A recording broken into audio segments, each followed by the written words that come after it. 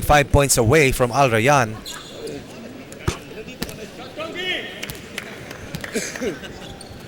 On the line is Targuy Ngombo.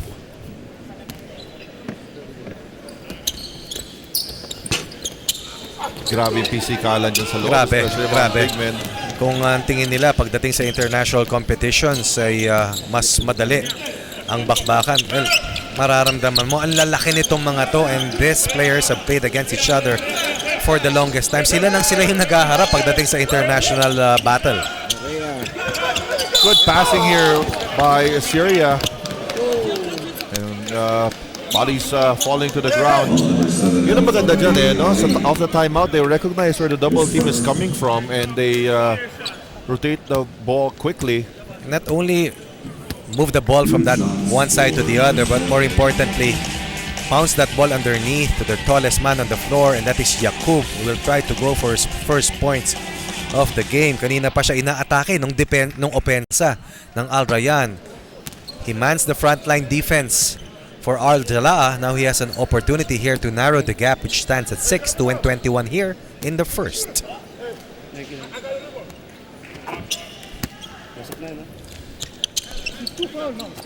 So a 5-point lead here for Al Rayyan.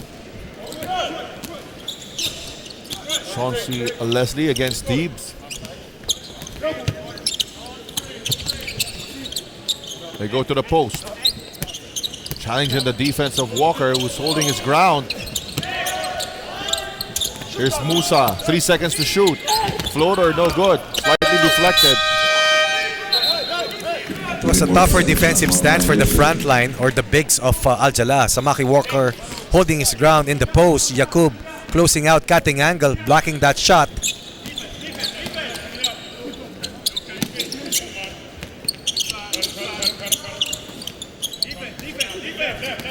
There's a screen provided, and a kick out. Walker, open look, no good. They'll give him that shot all night long, rather than allow him to frolic underneath the basket. Leslie from the corner, all net. Catch and shoot from deep left, 10 points in the game, scoring half of his team's total output so far here in the first half.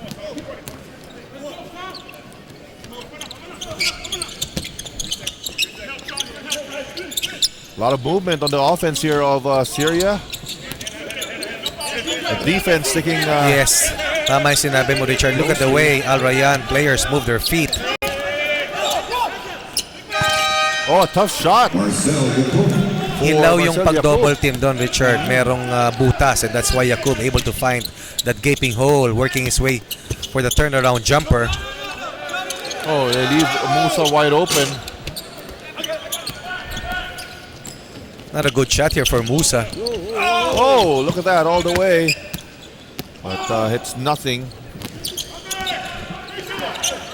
Ito na si Ngombo. Ngombo forces one up. Nothing there. Salim keeps it alive for Al Rayyan. 6 seconds to shoot. Here's Leslie with a change of speed. Deep now. Leading the break. Wala lang finish itong si Haji Ishak. He's a good shooter, definitely, but not an able slasher. 2 times down the floor, he misses point-blank lay-ins. Sloppy basketball to end things in the first quarter, but definitely has been action-packed and fast-paced. And after the first 10 minutes, you have Qatar ahead by 6, 20-14. We'll be right back with a second quarter, and we see more action coming from Samaki Walker and Syria as they try to bounce back from that opening day loss.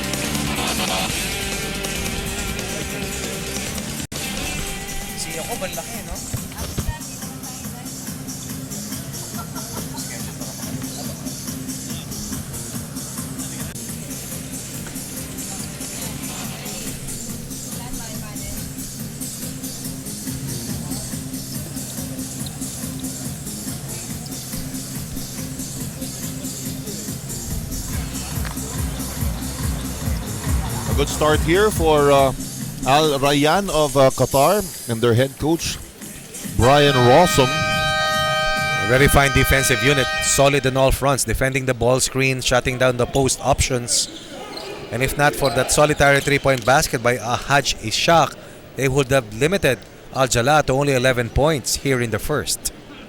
Wala pa nga yung isa nilang reinforcement na si Michael Hindi Coffey. ko nakikita eh. Nakalaro namin siya kasi sa Qatar 3 weeks back. As we take a look at the production of Chauncey Leslie, efficient from the outside, quarterbacking really well, scoring half of his team's total output in the first quarter. Nice play coming from a flex screen, and Ngombo. And you can easily see a glimpse of the cohesion of this squad. You can sense that this team has played for a long period of time. They know each other's movements well, and they are willing to give up that basketball to an open teammate. Good spacing off the floor.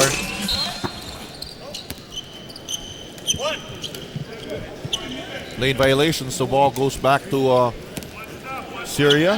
We talk about dark horses in this team, of course, aside from the top seed. As we take a look at the 3-point shooting of these two squads, Maram Tehran is number 1 in the seedings. Smart Gilas is a dark horse.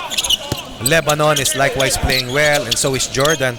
But I believe that this Al Rayyan team is definitely one of the major contenders here in the FIBA Asia Champions Cup. Meantime, Madanli connecting on a 3, and they force a turnover. Chance for them to inch closer here. Here's Madanli now. Kicks it out. And there's a whistle on that drive by Haj Ishaq. And that is what's so important when a team makes a 3-point shot. Forces the defense to come out of the shaded area, forces the defense to defend the 3-point line, and then you can counter, attack the closeouts, penetrate to the basket. And if you're able to do so at an impressive mode, you get to the free throw line when you get fouled.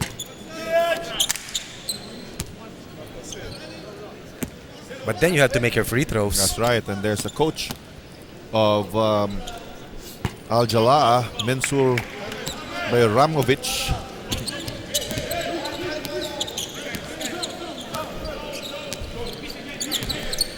Change up in defense here for Syria. From the short corner, that's a cut from the bottom of the zone and a short corner jumper. Targuy Nagombo. 5 points in the game, 4 of them happening here in the second quarter.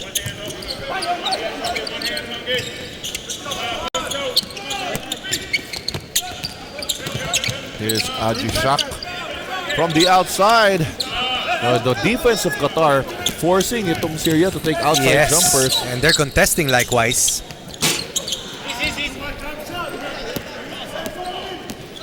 Ito na ngayon si Deebs. Walker now. This time walang double team, that's why he attacks. Don't get that hook shot to go. I think they're giving him multiple looks on defense, trying to confuse him, trying to baffle his offensive rhythm. Ang lalaki rin itong mga players ng Al Rayyan. Oh, pati yung coach nila, malaki. Ang laki. And Leslie with another drive to the basket. Walang malaki for Chauncey Leslie. Very athletic. Can go to his right, can swing to his left and finish in traffic.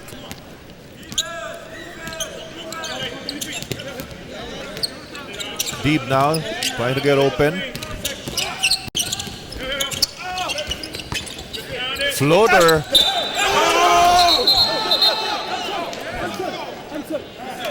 Yung referee, I'm sorry. Yes, inadvertent whistle. Oh. Yun ang maganda dyan, Tama. ha? Bihira mo makakita dyan, ha? Tama. Lahat naman tayo nagkakamali eh. Pero tama yan. Pwede na kasi yan eh. humility, yes. Pwede yan, lalong-lalo na sa FIBA. Yes. But it's bouncing in the Cylinder. Yes, that's right. Tapos sabi ng referee kagad, I'm sorry. Ang sabi naman dito ng mga taga-Qatar, shukran. Thank you. Uy, sandali. Pero keep quiet. Yun ang pag sinabi ng keep quiet, you should keep quiet. Yes. Kaya quiet muna ako. Ano ba? Sama mo na ako dyan.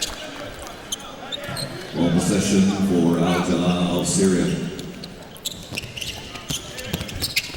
Oh, acrobatic shot.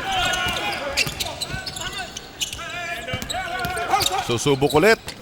Wala pa rin for Papazian. And look at the way Al Rayyan defends every point of attack of Al Jalaa.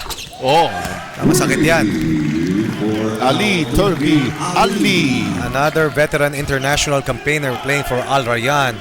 Everything going right on the defensive mode for Al Rayyan.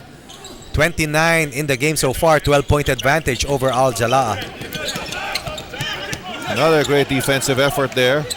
It's all about the defensive efforts of the entire unit of Al Rayyan, creating scoring opportunities for them on the other end. Aray. Aray. Medyo masakit yung pangyayari, mga kaibigan. Sabi ng taga Al Rayyan, ayaw yan. Aray yan. Aray yan. Aray yan at aray dyan. Nag-sorry naman yung bumato. I'm sorry. Ang dami nating apologies na naririnig dito.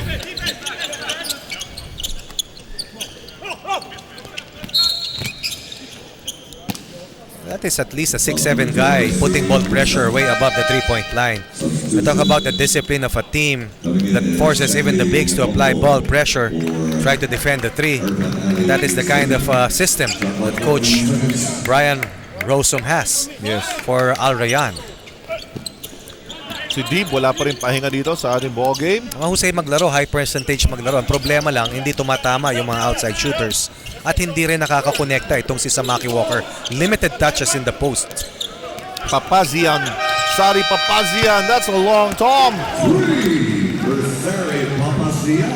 That is the second three-point conversion in the quarter for Al Jalaa.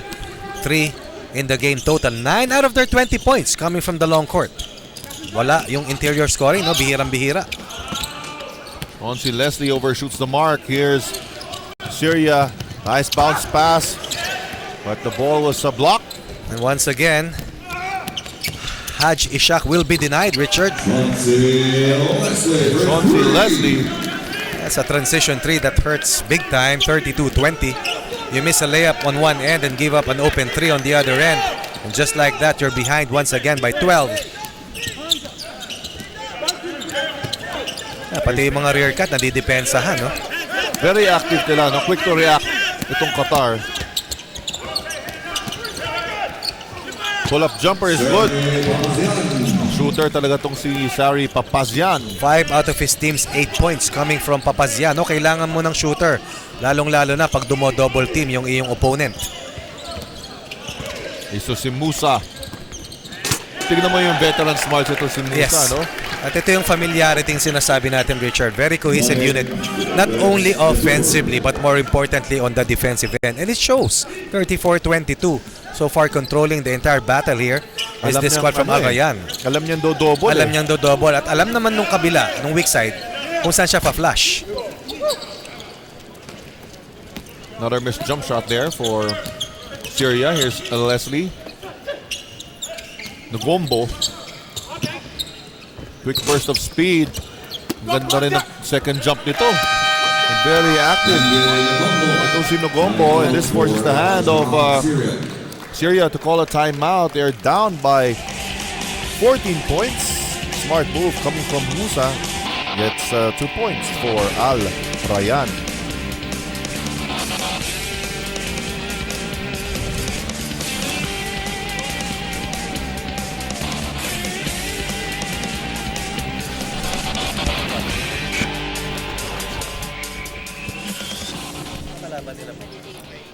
Same, ma'am. Malilate nga. Nakalaro namin siya, ma'am. Gusto ko may labanan niya. Hindi namin labanan. Kaya pauwi na kami. Pwede sa amin to. Kanina nakausap ko si Samaki Walker ng Syria at sabi niya na very crucial daw ang teamwork ngayon. At saka sabi niya kailangan din daw niya mas maging dominante inside the paint. At higit sa lahat, make more shots. Dahil paano nga naman daw sila mananalo kung puro lang sila defense? Richard and Ronnie? Alright, kaso nga lang, itong si Samaki Walker, every time he touches the basketball, double team kagad. So instead of being a shooter, he's becoming a passer. Well, compounded yung woes dito ng Al Jalaa. They are not getting the rhythm on offense because the best scoring option has been double teamed and shut down by the defensive schemes of Al Rayyan. On the other end, yung opensa naman nila, nadidepensa maayos ng Al Rayyan. Kaya compounded yung kanilang woes, and that's why they are behind right now by 14, 36-22. Ayun na naman yung double team. Iba-iba yung pinanggagalingan. Meron from the passer, ito naman from the baseline. And right now, breakaway here. Musa recovers. And the double teaming schemes of Al Rayyan not only forces missed attempts, but it also forces a lot of turnovers translated into fast break points and turnover points by Qatar. Kaya ang taas ng assist count eh. Another outside shot. This time it goes in. Second in the game for Madanli, 5 total for Al Jalaa, but it has to be a consistent effort from the 3 if they want to open up that shaded area. Pumapasa naman si Samaki Walker, wala siyang choice, dinodoble talaga siya. Now the outside shooters, the gunners have to hit their stride from the long court. No combo now. Ano to? Malakas yung pangangatawan itong si Nugombo. At saka para sa ganyang katangkad na mahusay humawak ng bola para makapenetrate, bihira yan. Ito na naman. See? Nagpapakita pa siya ng ball handling skills. Musa, kanina pa siya pinagbibigyan dyan. I think that is the shot, a shot that is allowed within the offensive system of Coach Rowsom. Believing that Musa can bury that jumper, Musa so far with a total of 8 points. And almost another steal. 7 seconds to shoot. Nako, yun lang ang masama doon with 5 seconds on the shot clock. But look at the way Al Rayyan forces the offense of Al Jalaa away from the basket. Almost always a broken play. Kaya importante mahahawakan ni Samaki Walker at the post. Dahil at least pag doon merong direction yung kanilang opensa at merong pinupuntahang kick-out passes on the weak side for the outside shooters. 14 seconds. 14 seconds on shot clock. Tingnan mo naman to. Yung player ng Syria humiram ng tuwalya dito sa Qatar at tapos pinuna sa bola. That's what friends are for. Yun naman, no? Nakakaaliw rin na Sport nakikita yan mo eh. Oh, sportsmanship. sa international. Sportsmanship. Pero kung ako, tuwalya ko, hindi ko pahihiram yun eh. Look at the speed of Leslie here. And the finish. I think he dictated the tempo on offense for Al Rayyan. 17 in the game, 10 in the first, 7 in the second. And then 17-point bubble here for Al Rayyan. Biggest lead of the game so far. Very impressive debut here for Al Rayyan.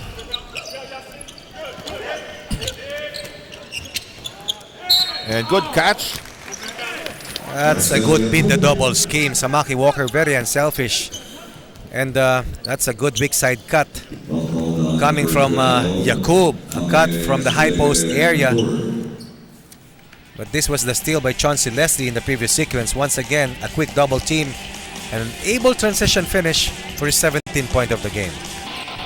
And ito naman yung finish ni Yaqub. And that's a block by Walker on Endure. And right now, Syria, they need a basket to try and start a rally here. Couldn't connect from the short corner. And rarely does Al Rayyan give up a second serving. Tapos ang bilis rin ng transition Bilis offense eh. nila, no? Pati yung mga power forwards, ang bibilis bumaba. Oh. And rare fast break Rare, point. that's correct. But still a 13-point bubble here for Al Rayyan.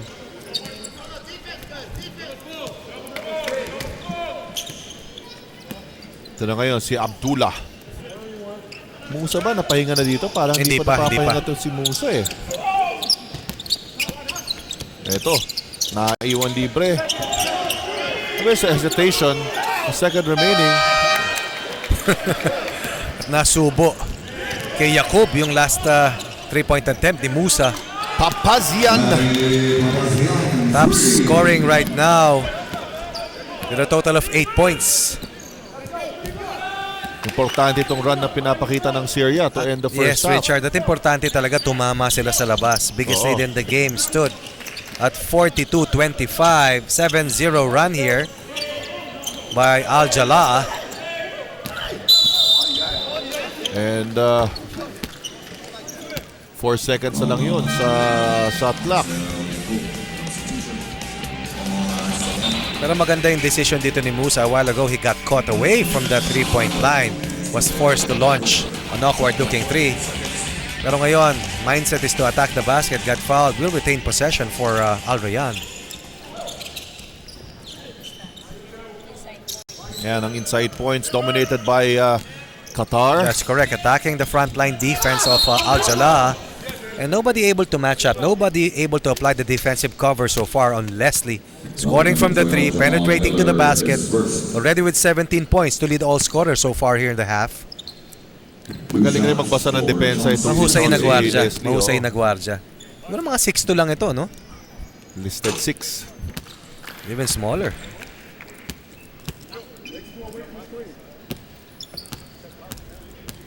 Studied in the University of Iowa. Substitution Ali Turki Ali replacing Malek. Alright, pinagpahinga muna. Itong si Malek Abdullah. Pumasok si Ali Turki Ali.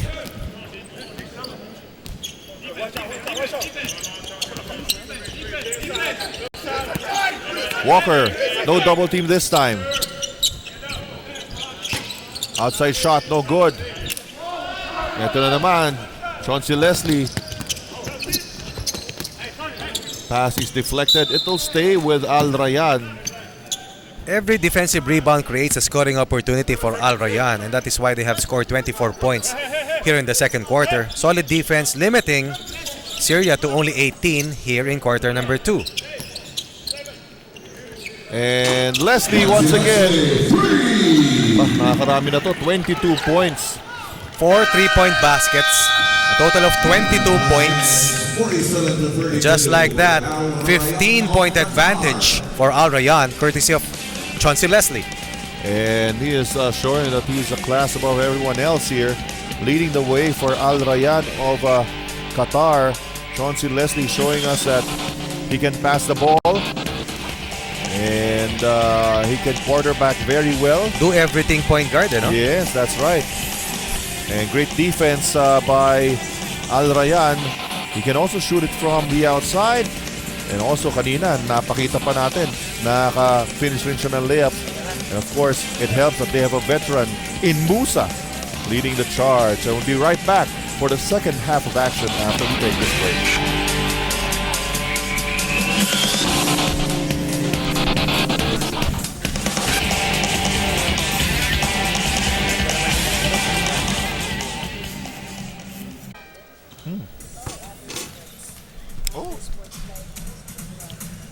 Kahit ano, basta. Kaya nag-cover naman ako sa SEA Games.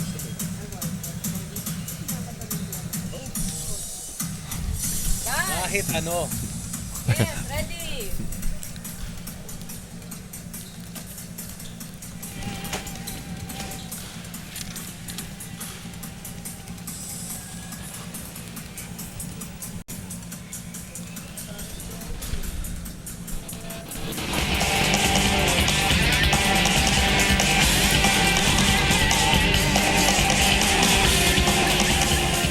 Alright, back for the 22nd FIBA Asia Champions Cup happening at the Phil Sports Arena in Pasig City. We're at halftime the game between Al Rayyan of Qatar and Al Jalaa of Syria. Qatar has been very impressive, Coach Ronnie, here in their initial game, especially their import. And let's take a look at some of the numbers here. Well, we knew that Al Rayyan was really a very good team. And definitely they're showing us why they are supposedly one of the top contenders. Shooting well from the outside, not only from the two-point area, but more impressive likewise is that consistency from the three. Controlling the battle of the rebounds, and likewise with Chauncey Leslie distributing that leather. Everything going in favor so far of Al Rayyan, but you have to give it to their defensive effort that really choked the offensive go-to options of Al Jalaa. Yan si Chauncey Leslie. Very impressive indeed. Galing, no? Meron na siyang 22 points in 20 minutes. And likewise, the bigs or the front line of Al Rayyan going to work early, attacking the defense of Yaqub on the other end. And the guy that is absent there on the part of Al Jalaa is Samaki Walker. The outside gunners did their share in the second quarter, but somehow Samaki Walker has to pick his spots better, try to post deeper to the basket na kung saan mas maganda yung kanyang scoring threat, because anytime he gets that ball away from the post, a quick double is sure to come. Oo nga, and sometimes pinahuhulan siya ng depensa Yes. ng Al Rayyan kung may do-double, Kung saan wala. magagaling yung double. At do you double ba on the catch or do you double on his attack? The double team has come from the top, from the passer, even from the baseline. And so far, challenge here for the coach of Al Jalaa is to devise his beat the double scheme in such a mode that they are able to get points off those double teaming and mag-single coverage na itong kupunan ng Al Rayyan on Samaki Walker. Hindi rin sunerte itong Al Jalaa dahil sa kanilang schedule. They faced Iran yesterday. Oo nga, yung ngayon top naman, 2 teams. Qatar naman, oo. And tomorrow, itong Syria ay bahagyang mamamahinga. They will come back to action on May 31st. That's a Tuesday against UAE, wherein they will be playing the first game out of that day's quadruple header. Kaya pasyal na po kayo rito sa Phil Sports Arena. 2 to 4, 4 to 6, 6 to 8 at 8 to 10 p.m. ng solid basketball sa international caliber. And for our international viewers, catch the next flight to Manila. Pwede. Yan. We are inviting you to Manila first. A lot of flights from the Middle East to Manila. Pwedeng Emirates, pwedeng Uy. Qatar Airways. Uy. Pwede lahat. Pwede. Here's Musa. It's Walker guarding Musa. And here's Chauncey Leslie. Hindi aba yun. I was about to say he was not really squared off for that attempt. 6 3-point baskets. Make that 5 3-point baskets. 15 of his 25 points coming from the Rainbow territory. Pero Richard, mas impressive. Kalahati ng total production ng Al Rayyan galing kay Chauncey Leslie. Actually, konti na lang. Mamamatch na yung scoring ng Syria. Tama.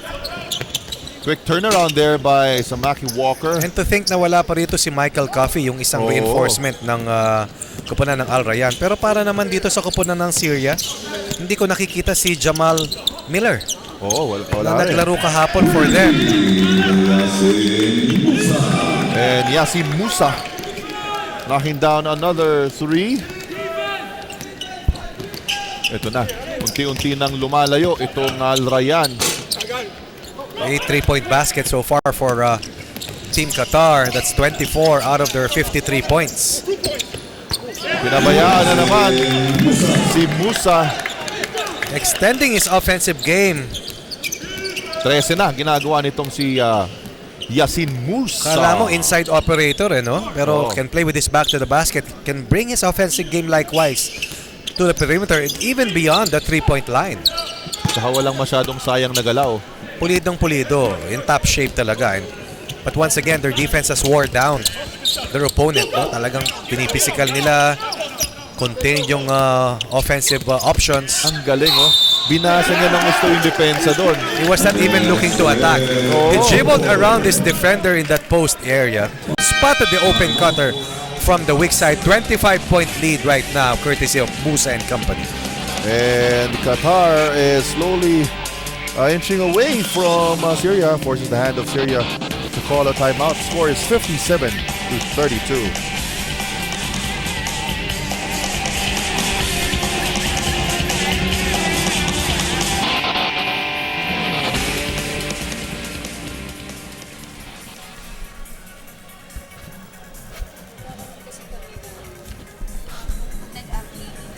Si games ba ako cover na? Partner kami para masawa ko Ako wag lang gymnastics saka swimming.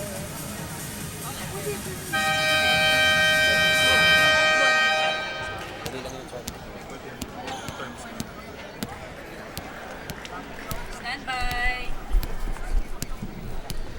All right, welcome back inside the Phil Sports Arena in Pasig City, wherein Qatar is stamping their class on Syria at the moment. Yasin Musa, the veteran national player of Qatar, 13.3 rebounds. Firing 5 out of his team's 10 points early here in the third. They have outscored Al Jalaa 10-0 in the first minute and 52 of the third quarter. Make that 11-0, and that is why this is an imposing 26-point bubble for Al Rayyan. Endure completing that 3-point play.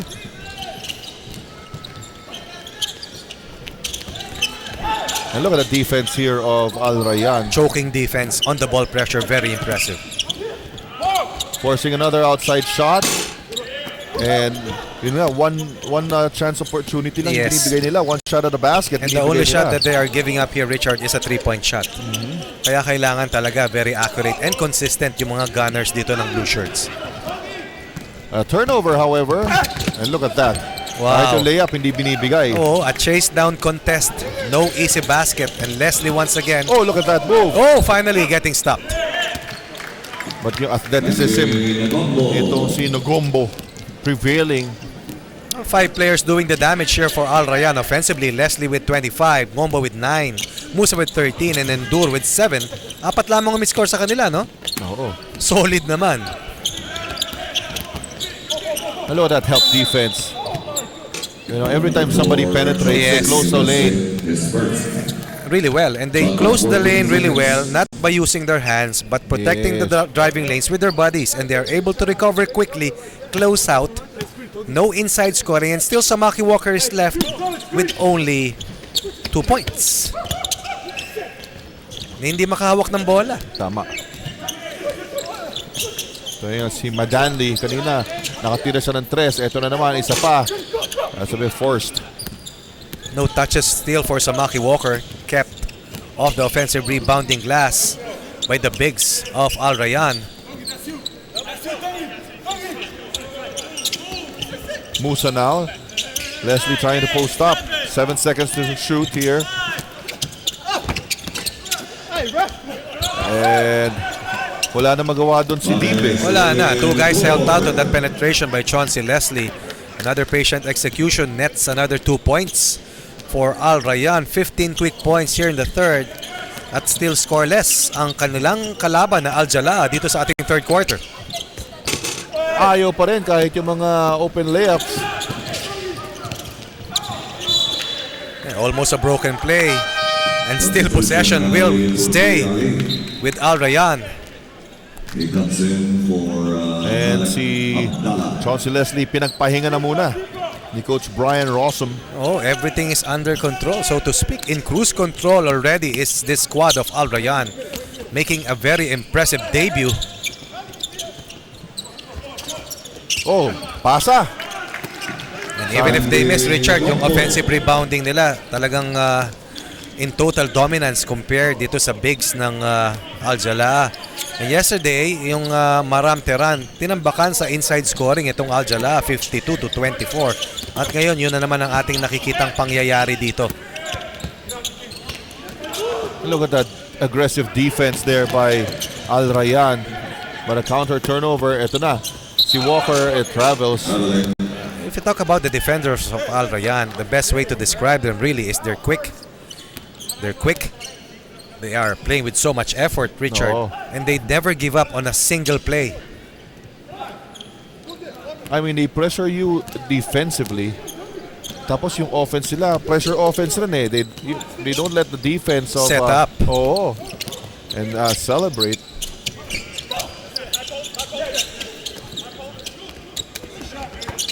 And when you have that big man, si Endure, Mame Endure hitting those medium range jumpers, talaga it adds to the frustration of Syria at the moment.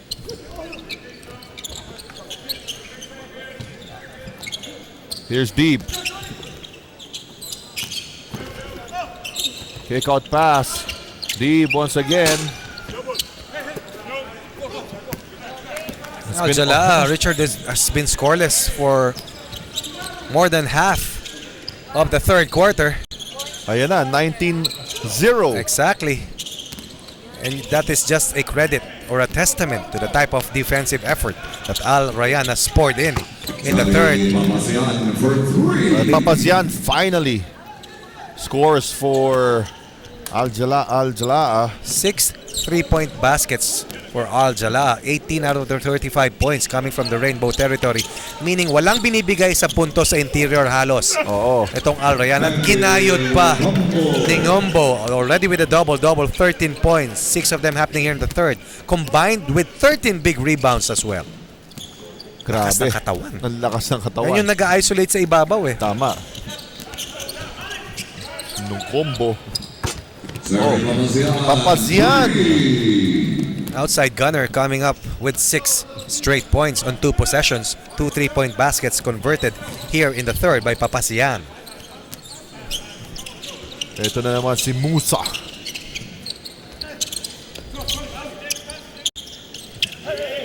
Constant movement rin ditong offense ng Al Rayyan We talk about ball movement and personal movement and looking for the best available shot.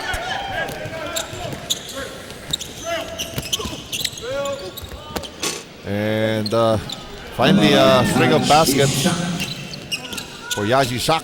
8 points in the quarter for Al Jalaa. 8 points in the last 3 offensive possessions for Syria. Endure at the post against Walker. Ngombo to Endure.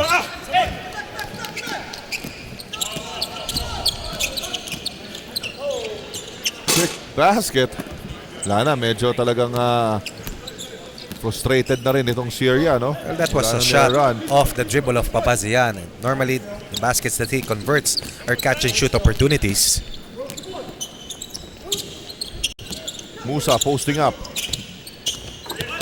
Simpleng-simple ang mga galaw nitong si Musa. But very effective. 15 in the game, 7 here in the third. Once again, only 5 players have managed to score here for Qatar, but definitely Leslie, Ngombo, Musa, and Endure have done much damage. And finally, Samaki Walker gets a deuce. This might be a better play because pag pumapose sila, dino-double team. Once he sets the screen and he rolls to the basket, there's no more chance to double team. Ayan, no? The puzzle continues here. Alam mo, nandun naman eh. They were rotating, talking about Al Rayyan, but Musa gambled and that freed up Samaki Walker for his 4th point of the ball game. Bonus free throw for Samaki Walker. And he completes that 3-point play. Layo pa nang hahabulin nitong Al Jalaa. They change up their defense once again. Inside-outside offense here for Al Rayyan. They got the ball back. Pero they turn it over. Ito na ang atake ng Syria. Nice looking hook shot for Yaj Ishak. Lead down to 27. Biggest lead stood at 66 to 32. A 34-point advantage a while ago by Al Rayyan.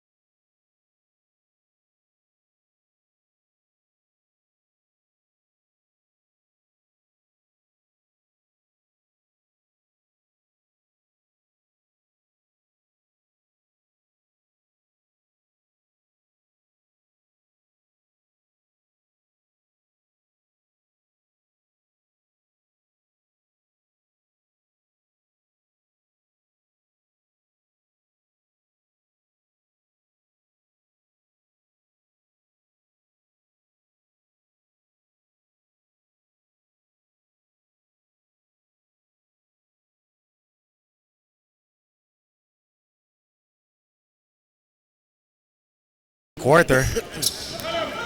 But it was too big a hole for them to really overcome completely. And under 2 minutes, and itong Al Rayyan with Musa Yasin Musa. once again scoring. They're showing everyone that they are a major threat, a major contender in this tournament. Musa already with 21 points. The nice thing about Al Rayyan is when their offense starts to really struggle, they have their defensive efforts to really protect the kind of lead that they have been able to build.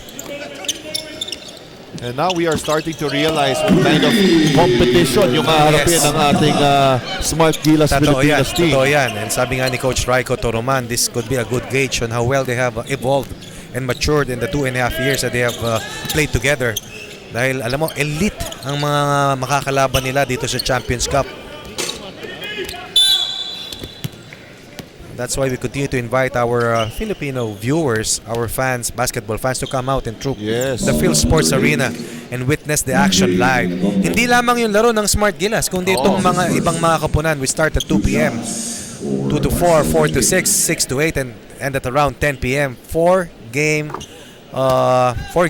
every day except on let's see, on Thursday, na kung saan magkakaroon tayo ng break sa June 2. Pero all the way tayo hanggang June 5 as Sunday to find out who will be crowned as the king of the FIBA Asians Cup sa 22nd edition.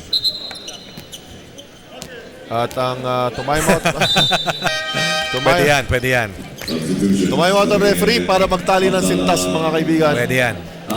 And syempre naman, baka sabihin niya, paano kung mapatid ako? Lalo nyo akong tinawanan. Officials timeout ang tawag doon. From way out, wala. It'll stay with Al Rayyan. The closest that Al Jala was able to get to Al Rayyan was about 17. But this still has climbed up to 25. Pinakamalaking lamang stood at 34 points, 66 to 32. But Chauncey Leslie and the rest of the unit, Ngombo, Musa, Endur, simply too overwhelming for Al Jala. It's all over by the final score, 14.7 seconds. Pero kita ko naman, kahit yan na lang at malaking kalamangan eh. Pati inbounder, pinipressure pa talaga. Unforgiving, unrelentless. Maybe that's why they're this good. And that's why they're here. Yes. This is a country that has won 2 titles, 02 and 05 here in the FIBA Asia Champions Cup.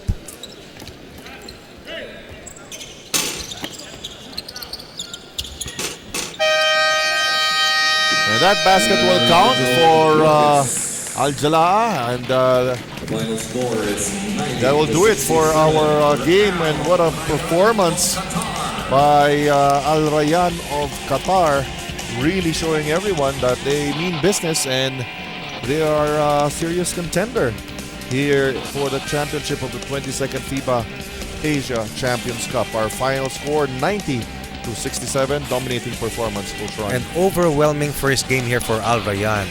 Just sending a strong message to the rest of the opposition. Chauncey Leslie and the rest of the unit of Team Qatar, simply a solid crew. Musa, the veteran, also performing well. And Gombo, really topping their class. And there was no doubt from the opening tip-off who was the better team. And they showed it until the final buzzer. And congratulations to Al Rayyan of Qatar. Mabigat ng Group B, ano? Oo, mabigat yung Group B. And we'll see how they will fare.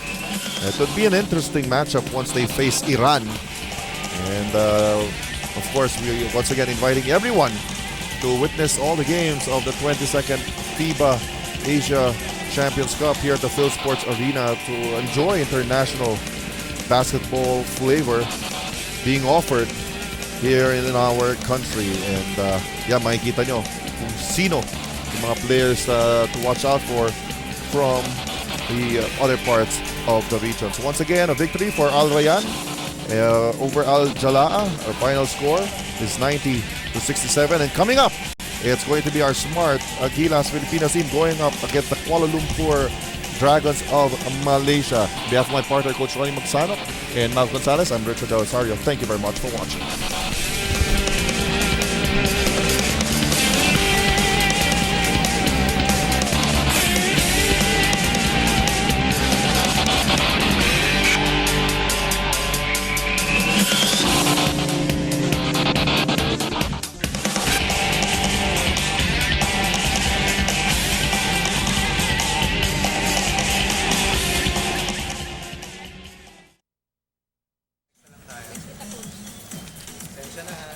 No problem, coach.